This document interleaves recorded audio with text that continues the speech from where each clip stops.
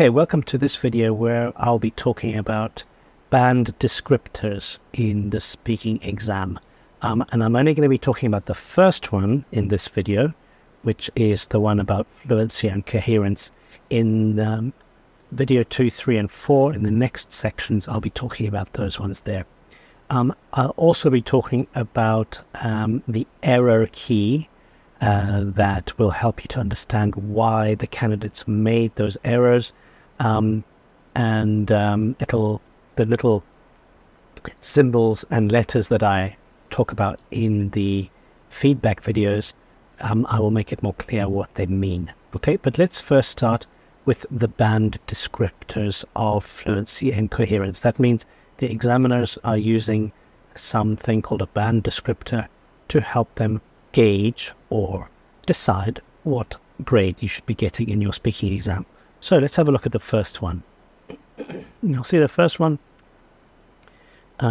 is the first column here, and as I understand it, examiners will usually start assuming that the candidate is at 6, so sort of halfway, and then if you are more impressive, you move up. If you're less impressive, obviously, you move down. Okay, so what I'll be looking at is basically a combination of everything that's been spoken about from band 9 all the way down to band 1, and giving you some information about what that means, because this is written in very dense academic English that is using words that most people don't even know. Most English speakers don't even know.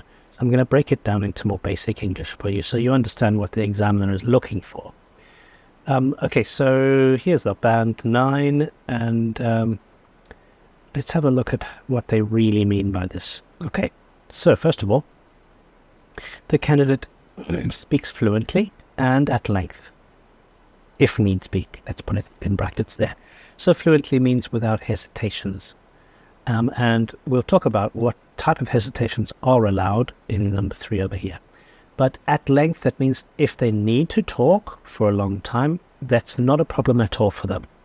Okay, that's number 1. Number 2 here, does not repeat him or herself. You're allowed to reiterate or restate. So often people would say in other words, so that I might be explaining something in other words, and then I explain it again, but in a different way. I do not repeat myself, because if I repeat myself, I'm not going to get a very good score in speaking exam. For number 3, you don't hesitate. Okay, this is related to the fluency here. So if I don't hesitate, I am more fluent. Now, there are times, even me, when I'm thinking what I want to say next, I'm a native speaker, I'm an English teacher, but sometimes I hesitate. Why? Because I have to think of the next idea that I want to say. It's not because I can't think of the correct word. Sometimes it happens, but that's because I haven't got a good enough sleep or something. But it's usually because I can't think of the next idea. Now, that sort of hesitation, the examiner is trained to look out for and has no trouble with that. It's the type of hesitation where you don't know what the next word or phrase is, and that is going to bring your mark down. Number 4, uses the correct register. We're going to be talking about this in other parts of this course, but register is basically, very generally, sort of one of the types of register is politeness. So if I'm being too impolite with the examiner, it might he'll be looking at that as a type of register. But if you're overly formal, I mean, if you started saying, when you address the Queen or the King of England, Her Majesty, His Majesty, I mean, certainly you're not going to use those words with your examiner. Okay, so register is something they're going to be looking out for. How appropriate your language is for the social context that you're in. So you're in an exam, you're in a formal situation, you'll be using slightly more formal language, but not so formal that it sounds like you've written it, and not so formal that it sounds like you're speaking to a queen or a king. Okay. Number 5, you use the right cohesive devices. We'll talk about why that's in brackets first, but you use the correct cohesive devices. These are words that are going to come up They're also known as discourse markers, especially when you were talking about speaking. Discourse markers like however. On the other hand, let me give you an example. These sort of things are cohesive devices. They help you to navigate, help the listener to navigate your ideas. Okay, when they say, for example, I know as a listener that the next thing they're going to say is an example. Okay, and this is in brackets, which means I can also say they use the right number of cohesive devices. One problem with students, candidates, when they're doing the IELTS exam is that they think that they need to use as many cohesive devices as they can. But sometimes you don't need a cohesive device in a certain situation. And yet a candidate who doesn't speak particularly good English, perhaps, and thinks, okay, there's 10 of these things I know, I want to try and use them. And then they're sort of in their mind ticking off the cohesive devices or the discourse markers that they've learned in class or in this course, and then they just tick them off and make sure I try to use them. There's no need for that if it naturally doesn't need it. Okay.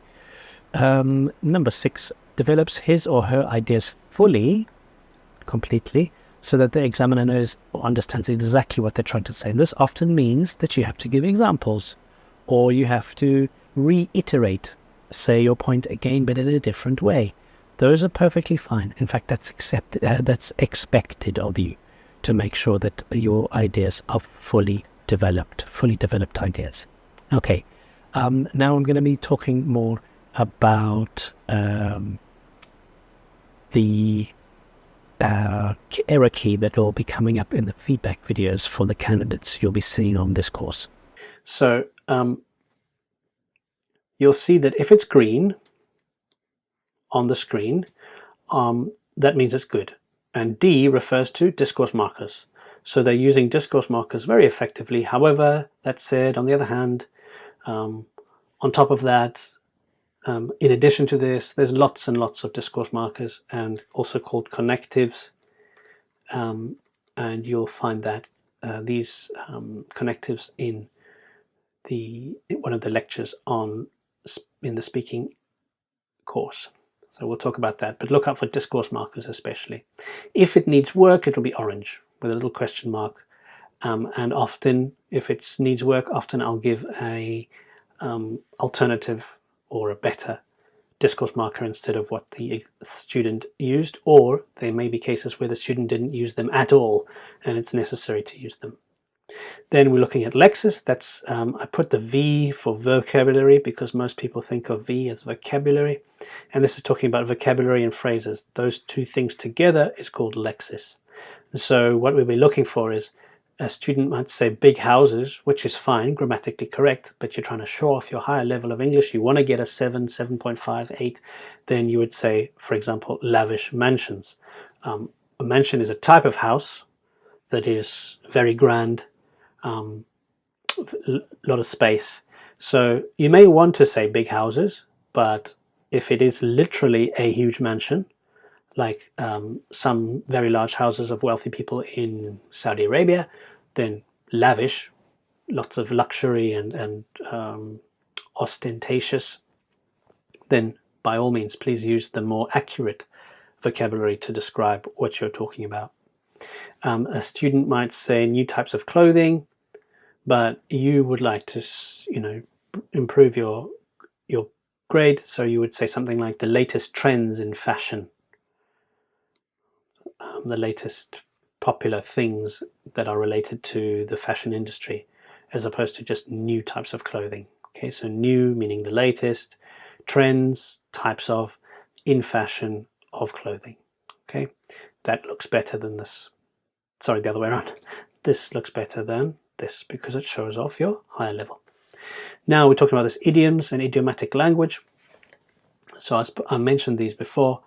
So put your feet up instead of relax. Relax is a very common word, very popular word, and there's no problem to use it. But if you want to show off, you would say, that's one thing I love to do is is put my feet up after a long day's work and read my book. Now, you may well literally put your feet up, but if you mean, just to relax, then that's the idiom you want. Take a leaf out of my father's book. I spoke about this one as well. Take a leaf out of my father's book, or walk in my father's footsteps, or you might even see walk in my father's shoes. Some people say that means do the same job, or follow a similar career to my father or to my mother or to my brother or whoever it is. Okay. Then talking about pronunciation and intonation, a few of the things we spoke about already.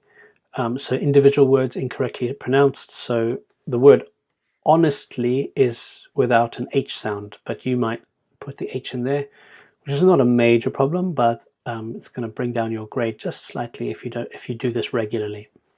Look at this. A lot of students, if you're, for example, speaking Spanish or Italian, most languages, in fact, it would be I get up at 8 in the morning. Okay, but we want to use connected speech, and a Germanic language like English or Danish or Norwegian, we do this. I get up at 8 in the morning.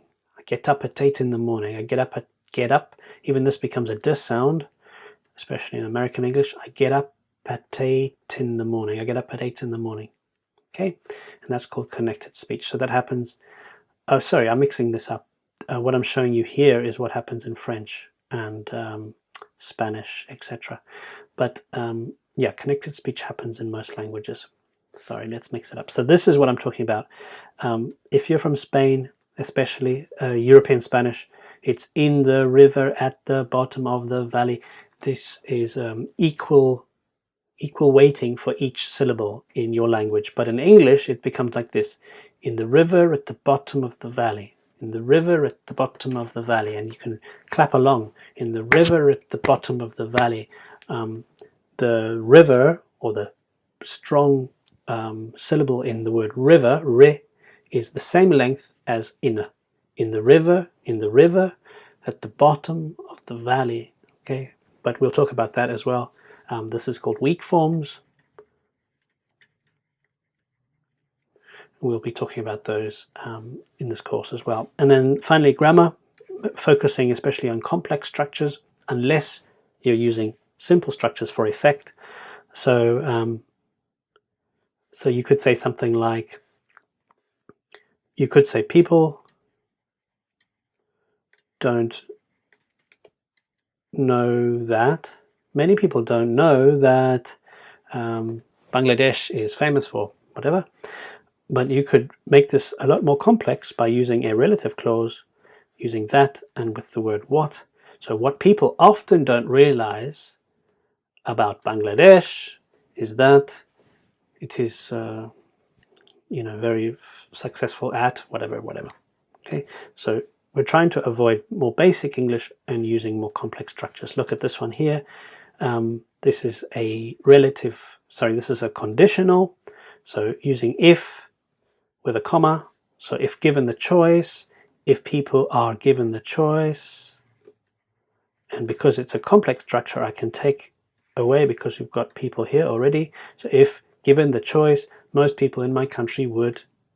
Okay, and I'm using a conditional here, so it shows off my complex high-level English. All right, so that's what we're looking for, and so just look out for these little symbols here, and they'll help you to be better prepared to understand what's going on in those feedback videos for each student. Okay, thank you very much, and I'll see you in the next video.